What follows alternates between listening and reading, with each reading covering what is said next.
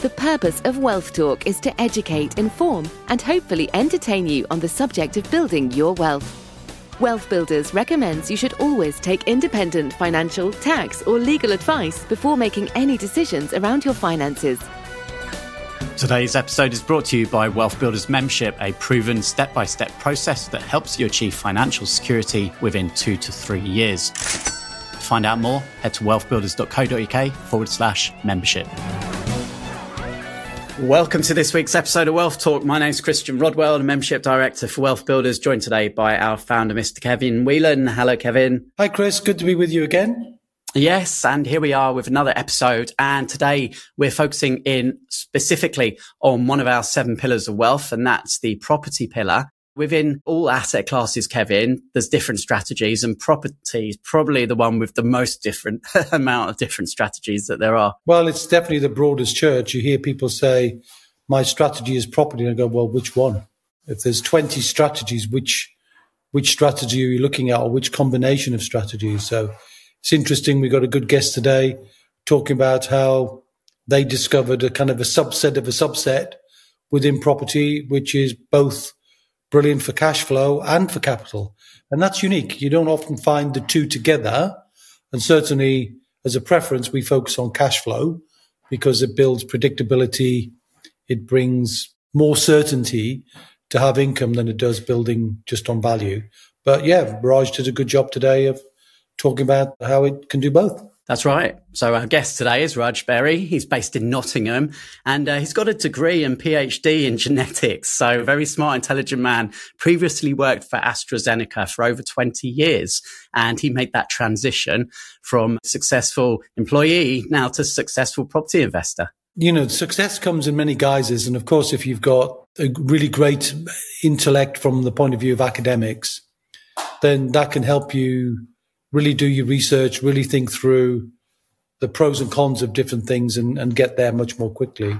Yeah, it's interesting, because academics is really a part of where I think I was originally starting, Chris, which is my economics degree. I was very keen to get involved in I thought I wanted to be a lecturer.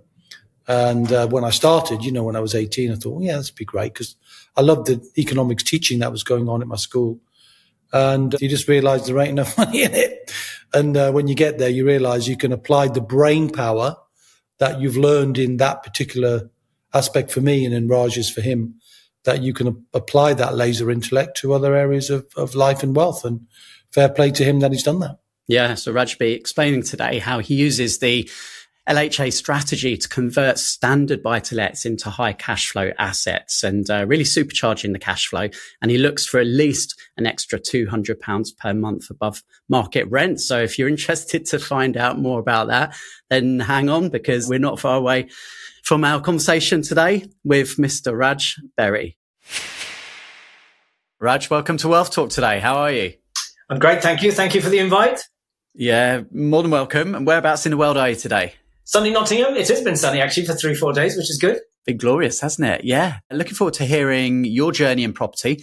And we're going to focus in on a niche strategy today, but you're going to share how you've been, developing, optimizing that as a strategy that's worked really well for you over the last 10 years or so. But where does your property journey begin? Let's start there.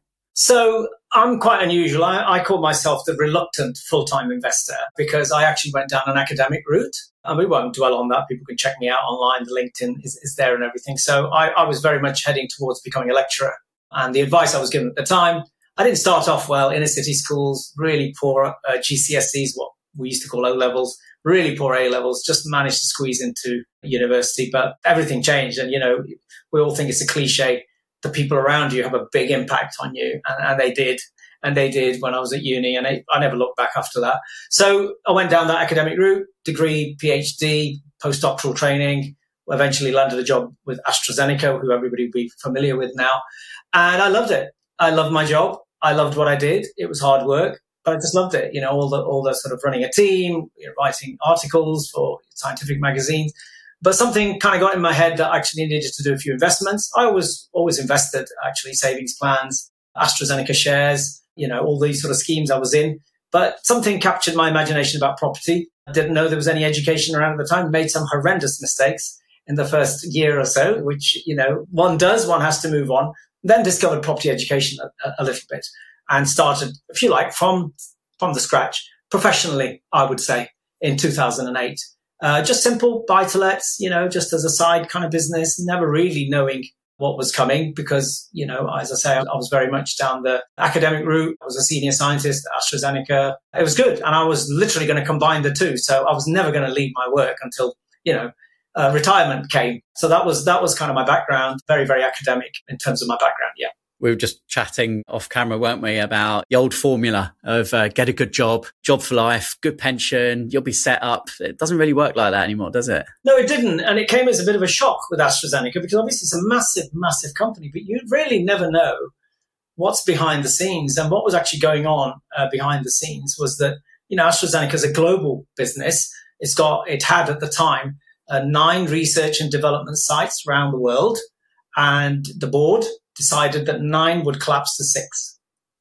So 3 sites would close. Where I worked with 900 people there was one of them. That was in Loughborough, which is just down the road from Nottingham. Now, who saw that coming? It's not that AstraZeneca isn't doing well. They're doing phenomenally well.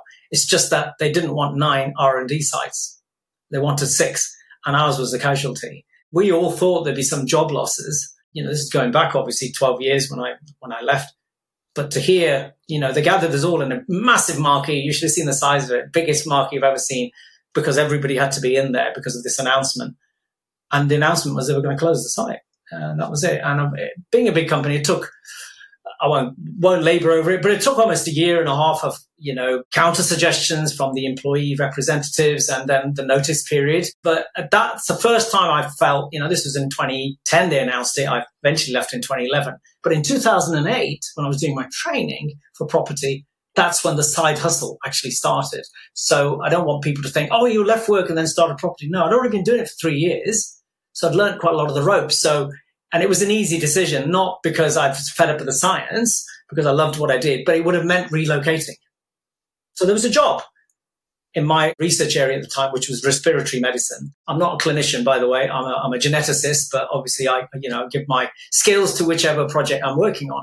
And the job on the table was in Sweden because that's where they were moving the respiratory research. And I said, I'm not moving my family to Sweden. I don't want to move them anywhere. They just settled in school, 3 kids and all.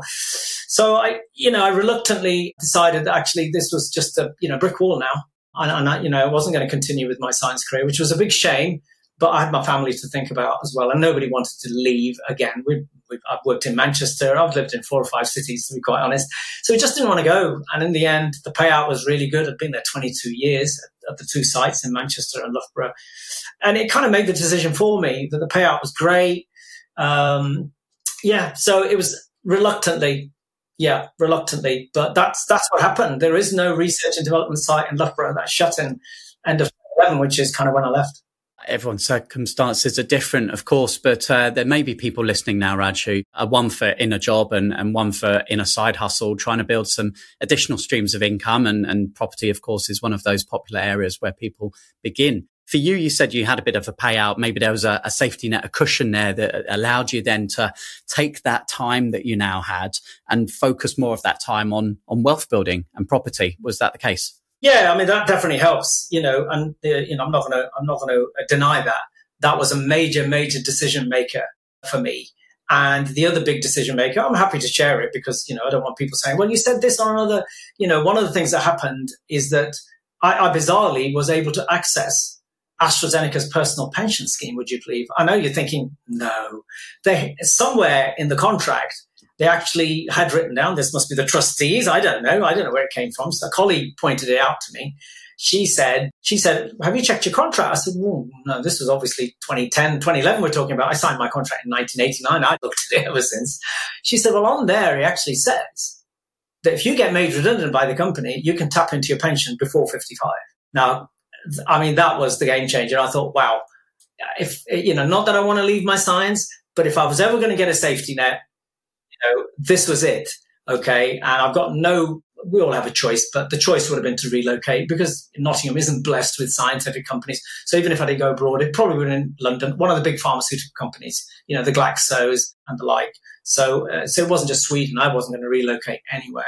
So I think when all that happened, yeah. So if you haven't got a buffer, if you like, well, you know, I started property quite late.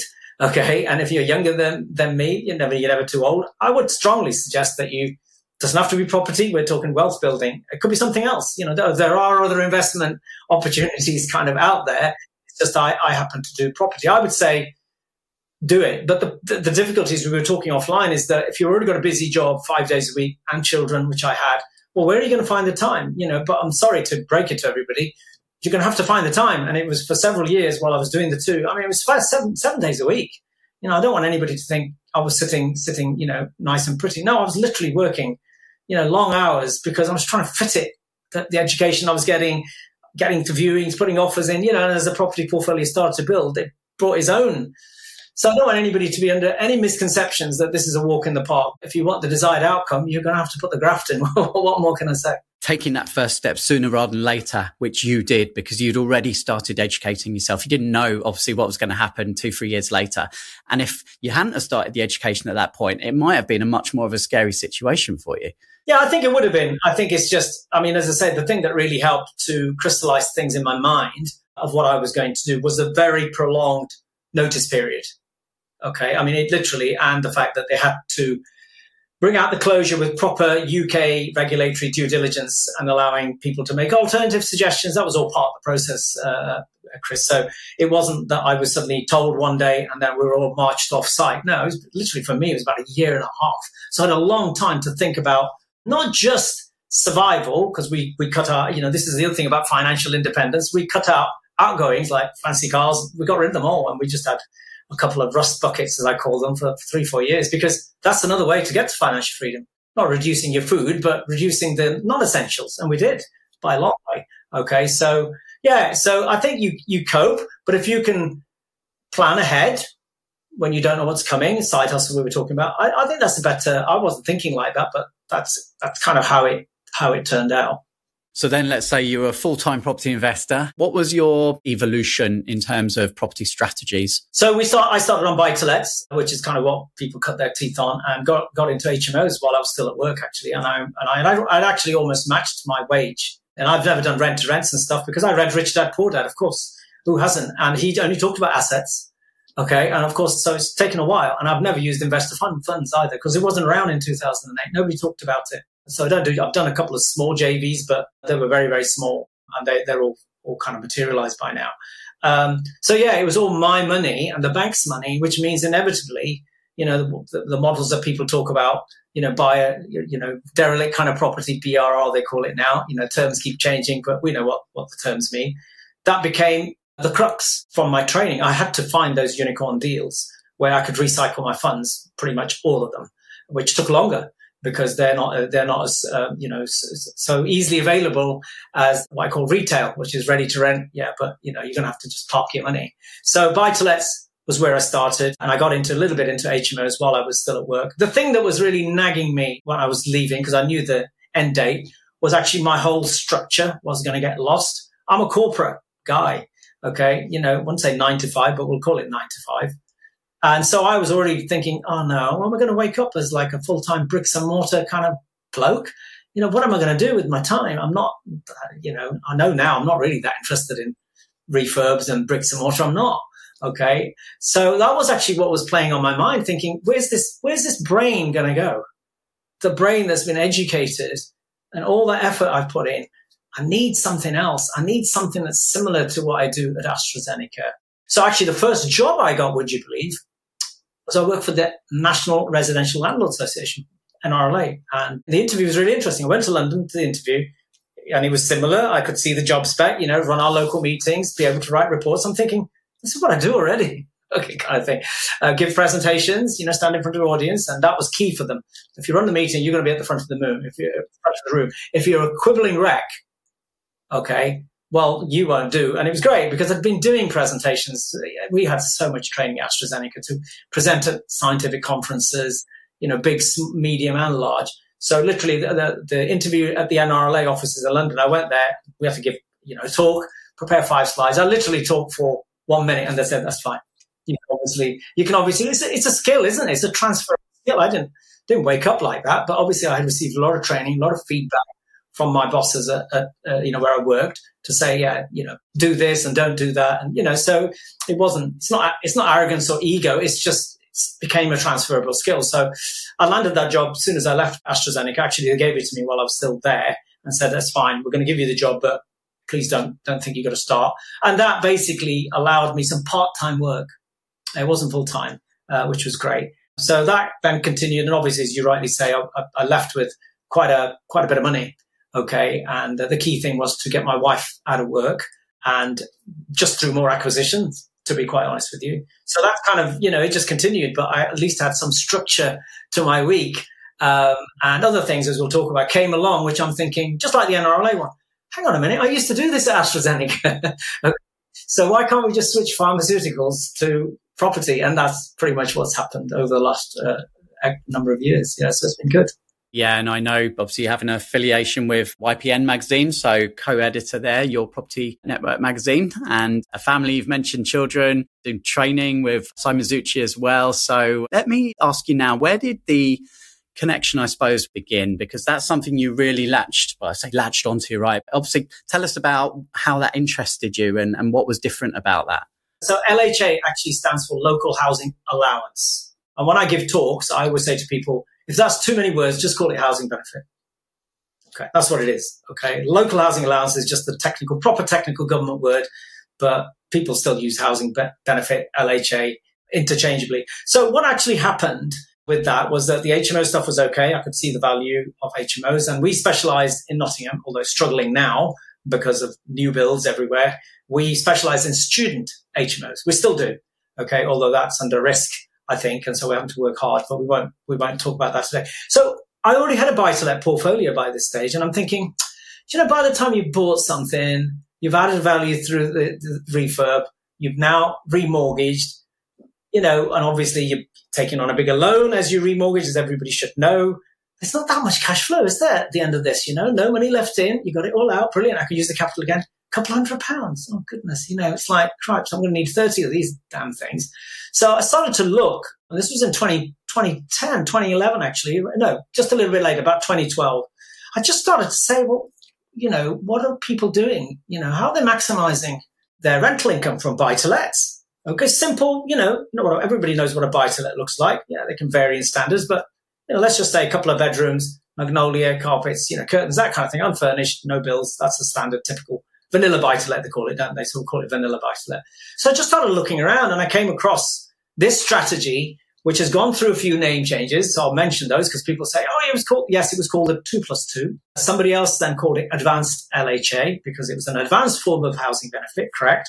Somebody else wrongly called it 2 squared. So I just thought, I need to look at that. And it's not social housing. Social housing it's kind of similar because they're all welfare benefit terms. But with social housing, supported living, you actually give the house to a charity or the council or the housing association on a 3 to 5 year lease. And they'll typically give you market rent for that property. But the benefit is it's on a lease. So you get guaranteed rent, most of the maintenance covered, but not supercharged rent. They'll just give you market rent. Okay. That's how they work it. Okay. But it's passive. Okay. It's not easy because you hear plenty of horror stories about people who've given this to a charity and it's not come back. We won't talk about that today. So I started following people who were actually teaching it at the time. Okay. There's a couple of people, happy to mention, you might have had them on your podcast. Mike Frisbee was one. Arshie Lahi was another one. Okay. They were running one-day workshops on whatever they called it, 2+2 LHA. But when I looked into that, I thought, this is too complicated for a one-day workshop. Okay. You get the nice booklet, you get a 1 day, do some exercises, and then you wake up on a Monday morning and say, what do I do now? Oh my God, there's so many moving parts in it. Okay. So many regulatory, it's the government, isn't it? It's the government and all their terminology and all they're paying the housing benefit. The government's paying it. So I thought, no. I'm not going on this 1 day workshop. I think it needs more. I think I need some hand holding. Okay. So I just kept my eyes and ears open, to be quite honest, and just a chance conversation with a very quiet guy sat at the back with me, and we're just talking about stuff. And he said, I'll teach that. I said, really? So actually, he became my one-to-one mentor. No training courses, one-to-one mentor, and I worked with him for 12 months. And I paid him accordingly. Yeah, if you're going to get mentoring for a year, if somebody's thinking, oh, can I have that for, 1995? Not for a year, you can't, okay? No, so I paid him a fair bit, okay? And it just happened I was buying another buy-to-let at the time. So that became the test bed. And we're talking 2012, 2013 here now. And it was hard because this is what I've learned. And I said to you earlier offline that it can all be learned. Yeah, that's my strap line. It can all be learned. And I'm 100% convinced about that. Okay. Anything you want to do in life, it can all be learned. You just got to give it enough time and dedication to doing it, and you will get there. And a few ups and downs and a few errors along the way. So it was really, really hard on the first one because your level of knowledge is quite low, isn't it? So, when you're making these sort of calls, but eventually we set that up. And then as tenants left my pre-existing portfolio of buy-to-lets, I switched them over to this LHA strategy. Okay, which is what I've called it now in the last 2 years, because some of the old terminology, 2+2, it doesn't exist anymore. We won't go into it. It's old terminology. There was a reason why people called it that. I just want to call it what it is, the housing benefit strategy or the LHA strategy, whatever you want. I just call it the LHA strategy. And then I started simplifying it before I went out there to give talks. I thought, I like models. I'm just going to call it Model 1 and Model 2 to explain things when I'm giving talks. So that's it. And I've written about it now. I've appeared on a few podcasts, and I'm wanting now, finally, people are starting to call it. Maybe I've just brainwashed them, Chris. They're starting to call it what I want them to call it, because that's what it is. So bit by bit, all of my properties in Nottingham, all my buy-to-lets in Nottingham over a period of time, I haven't bought anything for a few years, but I bought a couple which were earmarked just for that.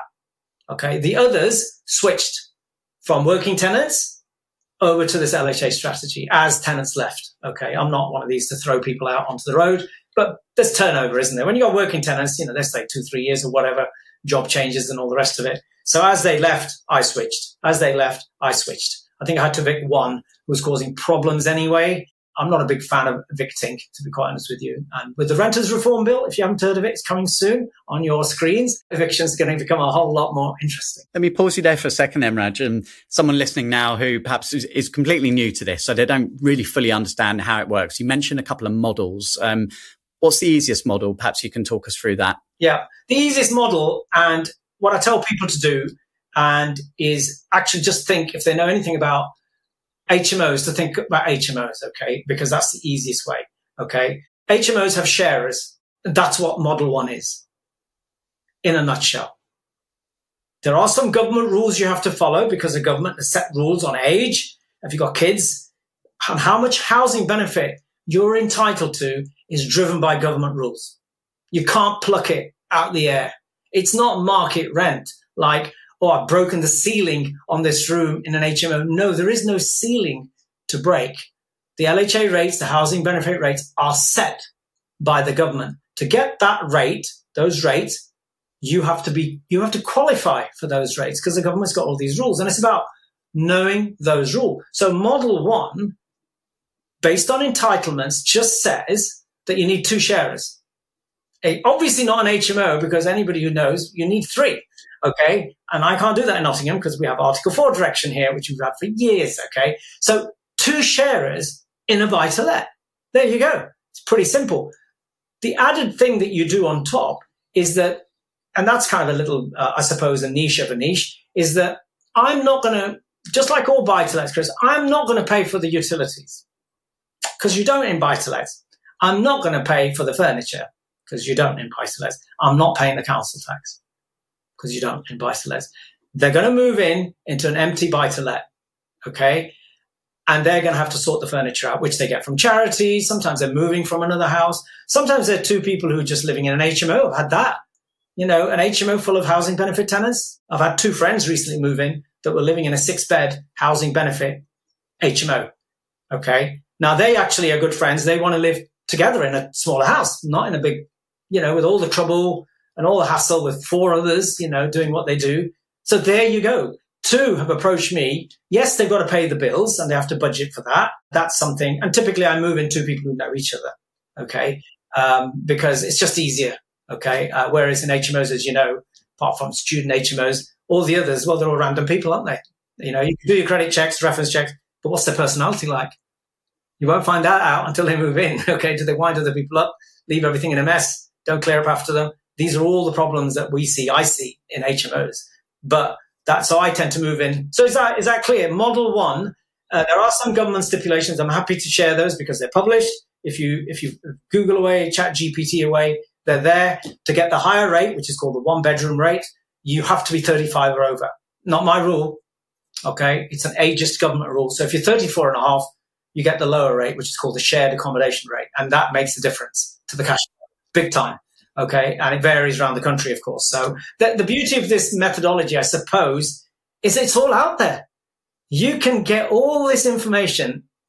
The difficulty is in piecing it all together, joining the dots, which is what my mentor taught me to do.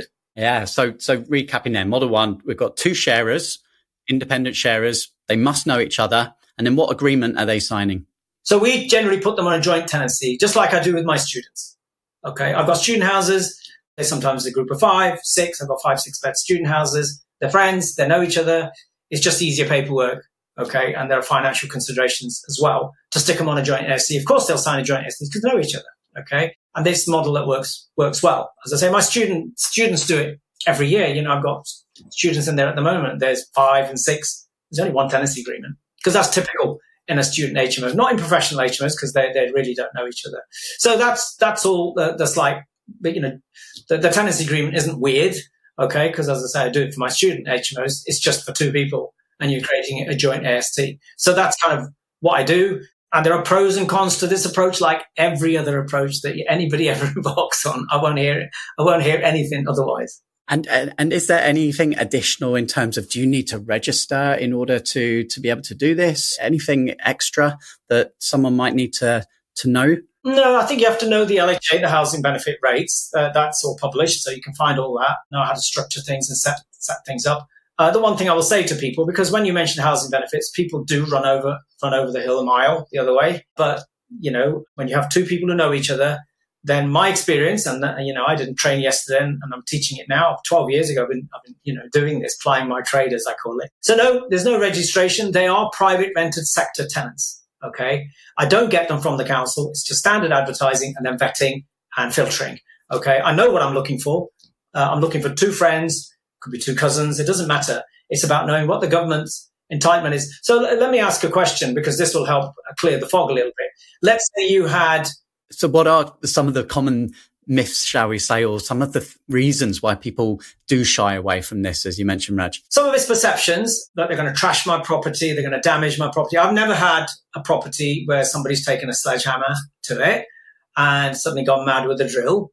Some of them are not the tidiest people, but I have to look up beyond that tidiness and sort of say, but that's the way they live. You know, you're telling me that you haven't got HMO tenants who are a bit untidy? Come on, you know, who are you kidding? My students, you should see some of their rooms. It's a nightmare. Untidy. Are they damaging it there? No. Okay, so that's one of the myths, that perceptions are wrong.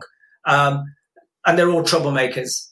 They're not, okay? Most of them, you know, they are where they are. I mean, that's you know, that's what's kind of happened to them. So I've not really had any trashing of my properties. Yeah, they're messy sometimes.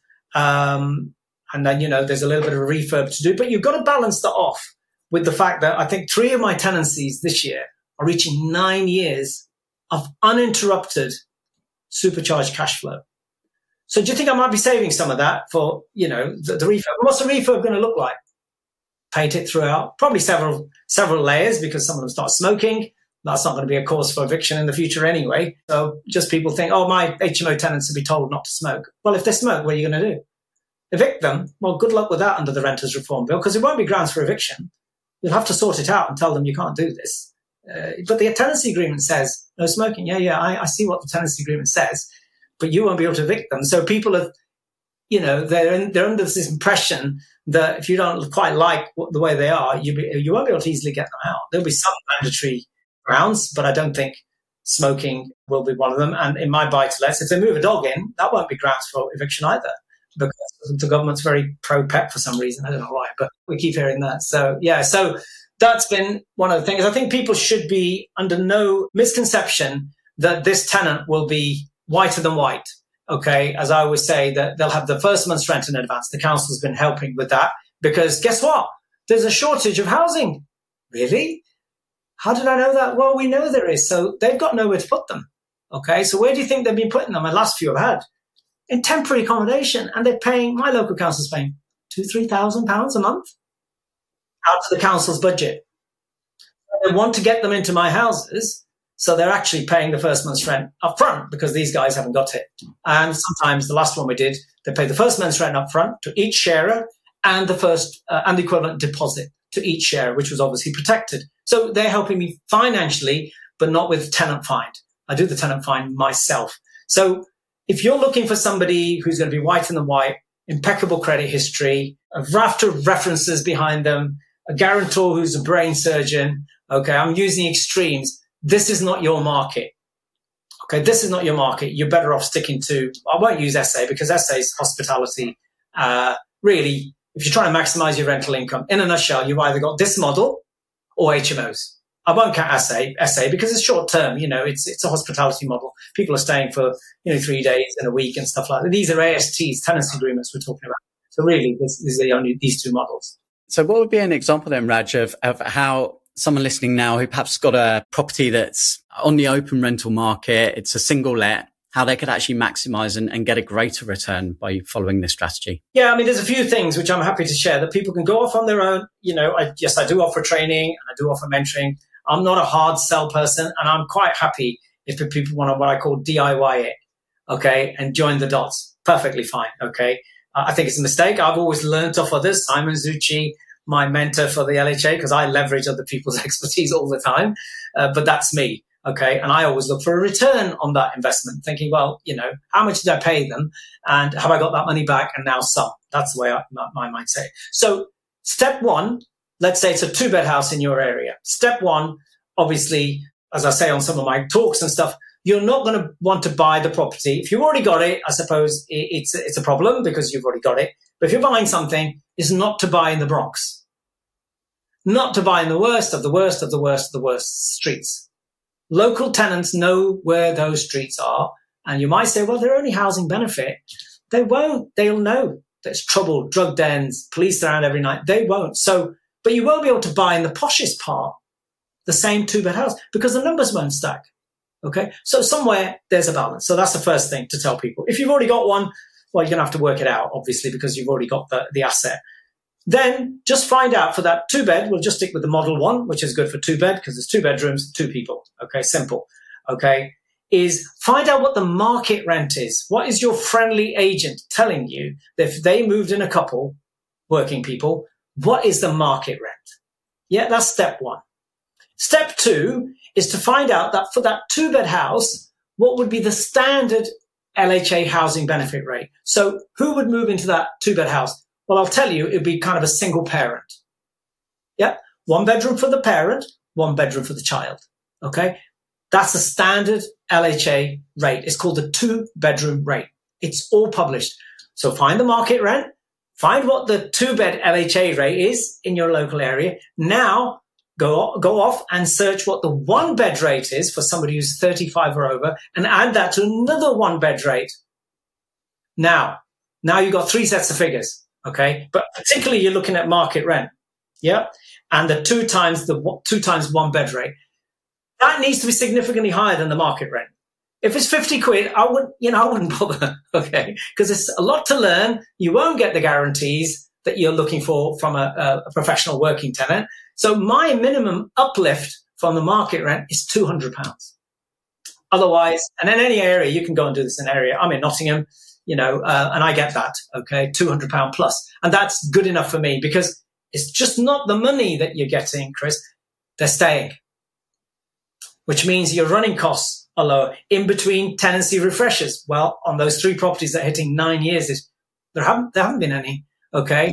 They haven't been, okay? So you got no voids, and I'm not freshening up the property, which is all going to affect your bottom line, isn't it, over that long period of time? So yes, the cash flow you want, but don't forget, part of that cash flow is longevity of tenancy. And in my 12 years of doing it, they haven't all lasted.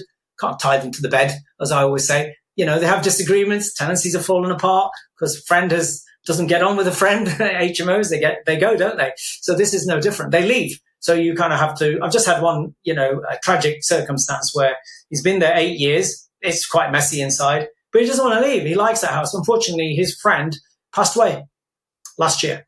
Okay. And I can't keep one person in there because he's suddenly gone down to half. So I said, look, I know you want to stay, but there's nothing I can do because, suddenly, and it's sad because obviously they've been there 8 years. So he's actually gone off and found a friend, housing benefit tenant. Okay. He said he's known for years. So we've had to obviously redo the tenancy agreement. And so the income stream has been reestablished. So that's the only other choice. Either they leave because one person can't cover it. You imagine in Nottingham, the one bedroom rate is 550. Yeah. So 2 times 550 is standard 1100. There's no ceiling to break. It's 1100. Okay. If one goes, you're back down to 550. And what would that property be, open market rent? So that particular one that I'm talking about is about 750, 800. Okay. So there's your margin. There's your margin. Cash flow obviously is significantly higher. I'm talking about the uplift here. Cash flow on that is about 650, 700 nearly. 650 it is, yeah. Which is brilliant for a buy-to-let, of course. But it's the uplift. I think it's really important.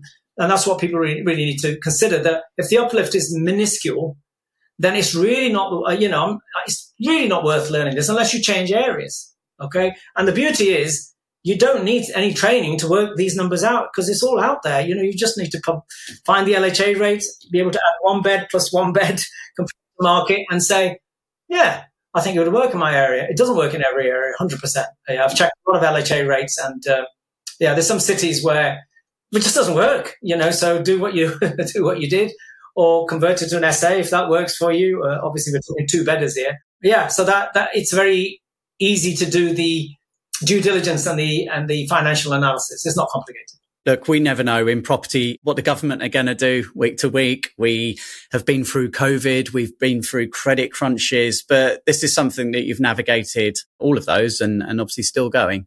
Yeah. And of course, there's, as we all know as property investors, if you've been doing it for a few years, even when you start, you've got to have plan B. What's the exit? If the government suddenly wakes up tomorrow and say, right, we're changing all this, that could be HMOs or service accommodation is going to come under scrutiny now because they've done with HMOs. They've put as many regs as they can. Now service accommodation, they're having a good go at that because a lot of people are complaining, particularly in flats, blocks, that there's comings and goings, let's put it that way. And those people are residents there. And people are running SA units. And that's usually what, in my experience, working for the NRLA and stuff, when people start lobbying their local MP, it gets noticed because people are, they don't like it. People are coming in at 3 o'clock in the morning from the airport to this SA unit and they get woken up. So the exit here is quite simple. It's not what I want to do, standard buy-to-let.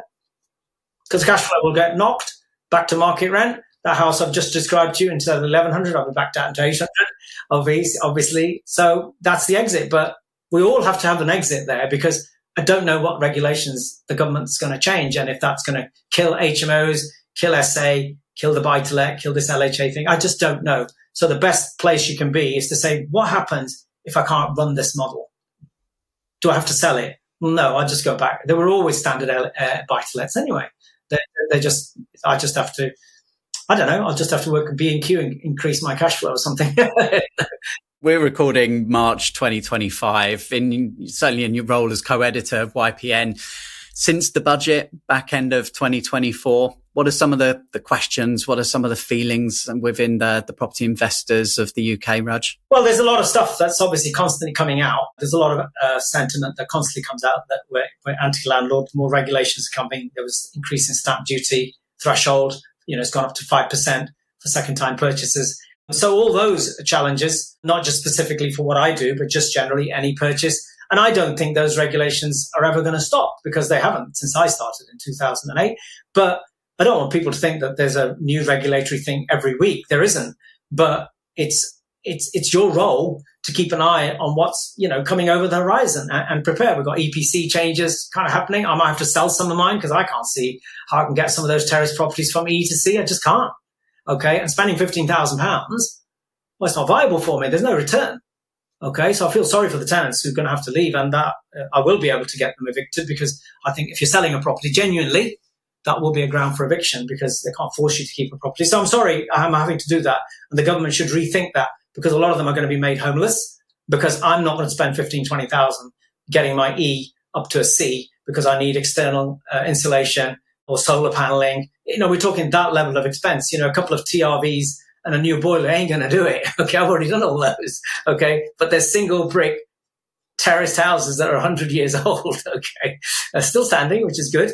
But so you've got to keep an eye on kind of what's coming, the regulations, and prepare. If you look at it logically and look at it critically, what else, if you've got the bit of investment, what else are you going to do? And I still think property is a phenomenal thing with its challenges, because where else are you going to put that money and leverage the banks, 75%, but the growth is 100% yours, and the cash flow, if you set up the right models. I just don't think there's another, and it's highly leveraged. I've got staff. Okay. I don't do any of the work myself. And it's so leveraged, it's just contractors are there. I've got some agents in place now, so we don't get those calls. We are self-managed, and we've learned from the scratch how to self-manage. We've been doing it for over a decade. So I just think it's still a great strategy, and something people should consider alongside, well, where else am I going to put my X amount of money? Okay. And over time, you do put a bit of diversity in, and I get that. But my diversity thinking is do something different in property rather than do something outside of property. With all these strategies, as you say, I hear about in YPN. I mean, there's probably 90, well, not that many, not that high, but certainly 60%, 70% I've never touched. So, well, why is that? Well, the two have been doing, the HMOs and variations of buy-to-let, have been enough to generate me the kind of income. So, yeah, you can always just extend that a little bit and say, well, I think I'll just do this because that's another income stream. So there's always that diversity within property, I think. So I don't think YPN is going to shut down anytime soon. The strategies will carry on. They're not new. They just keep changing. They're not new. They're the same. It's been great speaking with you, Raj. Thank you for sharing all of your knowledge and wisdom with us today. For anyone listening who's perhaps looking at this as a strategy, any final words just to part with?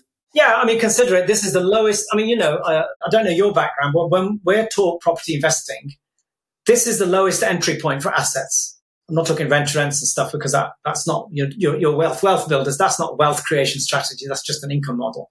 Wealth creation is through both. Okay, because don't lose sight of the capital appreciation. I now know what the eighth wonder of the world is all about.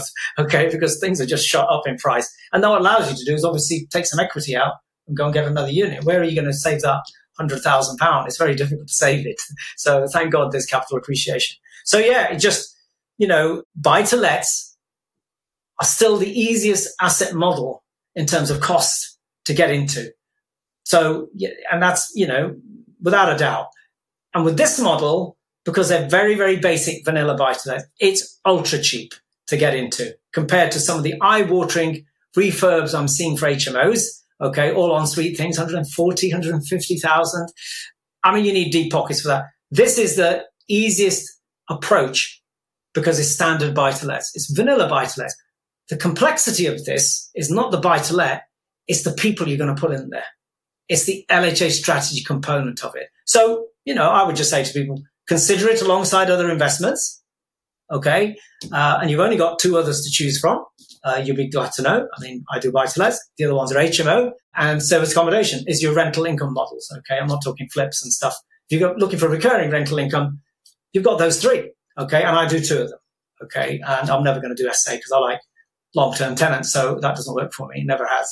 So that's what I would say to people. Have a look, the entry levels for buy-to-let, and then if you want to maximize your rental income from buy-to-let, sound me out.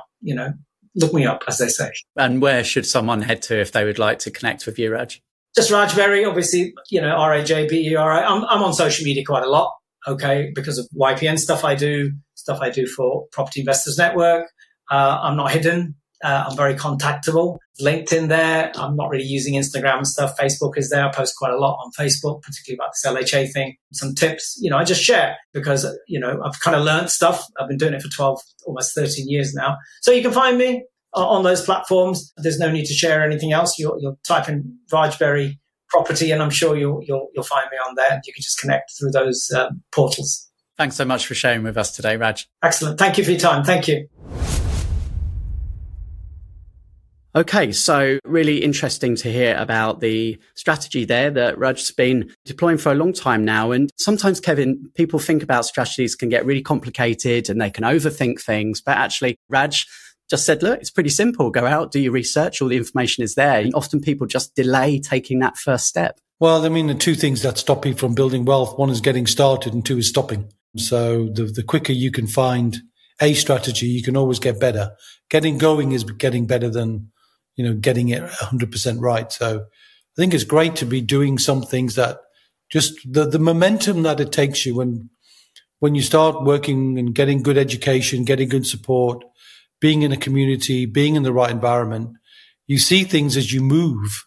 That always changes. And I think invariably when people work with WealthBuilders, Chris, they see that movement, they see the momentum shift and their ability to make distinctions and to find the right combination of things for them gets ever clearer. So I think that's a good lesson from Raj. You mentioned about the education community. That definitely came up. And Raj said that without that, he doesn't feel like he would have made the progress straight away. And there's lots of different education out there. You can get free education, books, webinars, listening to podcasts like this, or you can pay for it. And there are some differences there. But of course, it's personal choice as to how you wish to get that. That is certainly true. And it was obvious from Raj that he made a personal decision, and I applaud him for that decision, to say, well, I could have got an education in a conventional kind of a classroom style and worked with a bunch of other people and listen to what they do and participate in what they do and sometimes get slowed down by the slowest member in the group. But no, he didn't want to do that. He wanted that support, felt that if he had a mentor, which would accelerate that journey, and he was willing to pay for it. And I applaud him for doing that. So everyone is different. I would definitely counsel anyone from just taking education from an online source, because we know ourselves. I mean, how many times have I been challenged by ChatGPT, Chris, and find ChatGPT is almost always wrong when it comes to wealth building strategies. But it's a good place to start and it's free. So find a place to start your education, but deepen it and delve more to help you understand how to do it. And that you can't do due diligence online. The big risks is not enough information, and nobody who does anything for the first time does it perfectly well. Whether you're a builder, whether you're a property expert, whether you're an investor, the first one or two times you do something, you missed something because you didn't know enough first time around. And in property, they can go seriously wrong. So I wouldn't advise anyone just learns a bit online and then does it. Take the steps, follow the wheel of wealth, Chris, which is something we talk about a lot, and wouldn't mind if you could signpost that again, which is a proper, robust process that people can follow on their own. They don't have to work with wealth builders to do it, because we set it out for them in a way that they could follow the education, the support, the connection, the community, the whole process of coaching and due diligence can help them. And you can, as long as you do 5 of those things, you're probably going to be okay. Yeah, I will link to the episode that we did a little while back talking about the Wheel of Wealth. And the local housing allowance strategy wasn't where Raj began. And many people start somewhere and then navigate through until they find things that work for them. So he talked about starting out with single buy-to-lets, moving into HMOs, diversifying a little bit within the property pillar. And local housing allowance is where he has specialised, shall we say.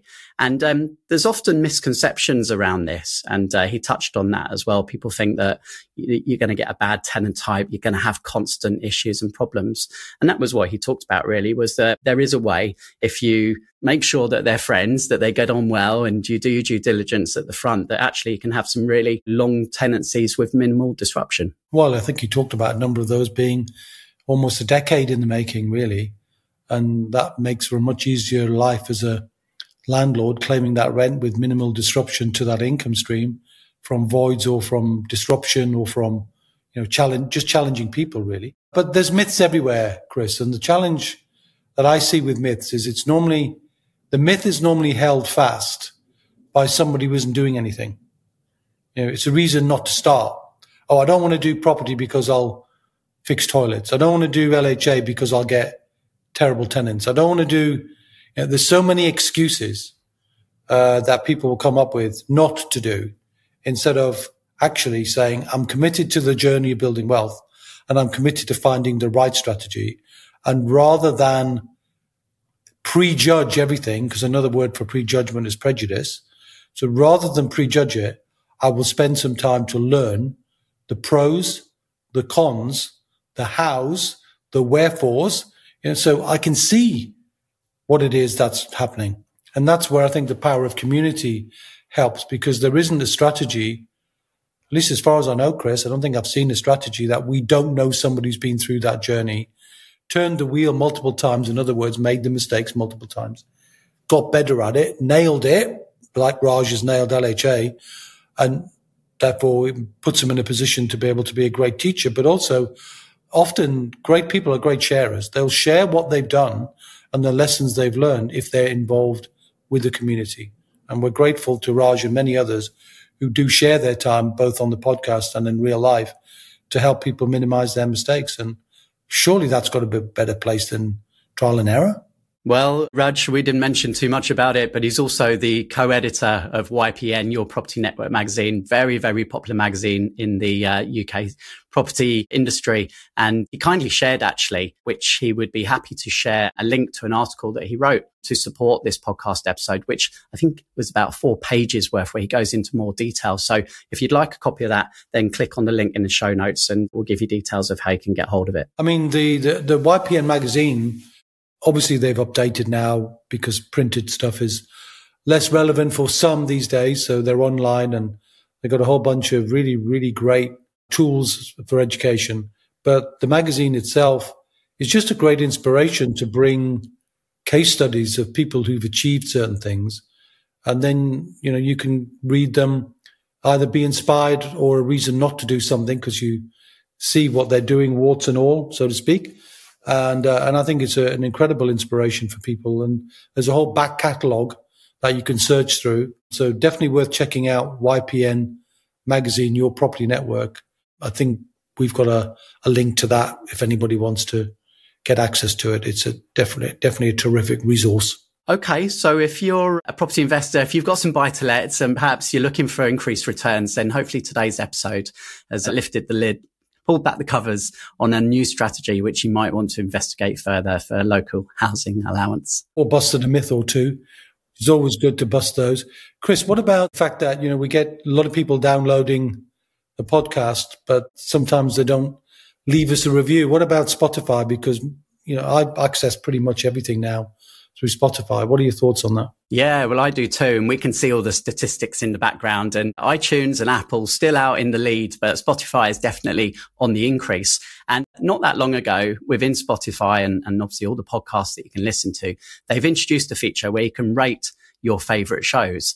And I had a little look, and because it's quite new, we've got 21 people that have rated us so far, but we're 4.6 stars out of 5. So people are enjoying it. But yeah, we definitely would love to get a few more votes. So if you are listening on Spotify right now, it's not too difficult. I'll try and guide you through. You want to have a look on your phone, look at the Wealth Builder logo there, click on that, which will take you through to our Wealth Builders sort of podcast profile page. And if you're not already following us, click the follow button first. And then just to the right, you'll see a cog and 3 dots, and click on that and it'll say rate show. So it sounds complicated, but it'll only take you 2 seconds to do that, and vote accordingly, however many stars you wish to give us. Yeah, well, probably slightly longer if you're a bit of an old codger like me, but nonetheless, no, I think I could do that, but I better not rate the show because it wouldn't be right, would it really? So, we'll look forward to seeing a few more of those coming in. And if you did enjoy today's episode, whilst you're figuring out how to give us the stars, perhaps you can hit the share button as well and send this to a friend who might enjoy listening to. Well, we'd really appreciate it because, how long have we been doing this now, Chris? 6 years now. 6 years. We're doing it because we love doing it, but it's so often when we meet someone who decides to engage in Wealth Builders in some way that they've had a number of touch points with us, and many of those are the podcast. And, we'd love for you to tell somebody else about it, because just one comment, one distinction, one podcast might make the difference to somebody else going, I really should check that out. Even wherever they go, we just want more people to be wealthy and in a a world that's getting increasingly uncertain, Chris, there's no more important reason to create wealth certainty than right now. So thanks once again to our guest today, Raj Berry. Thank you for listening. And Kevin, we'll be back same time, same place next week. We will indeed, my friend. And until then, see ya. We hope you enjoyed today's episode.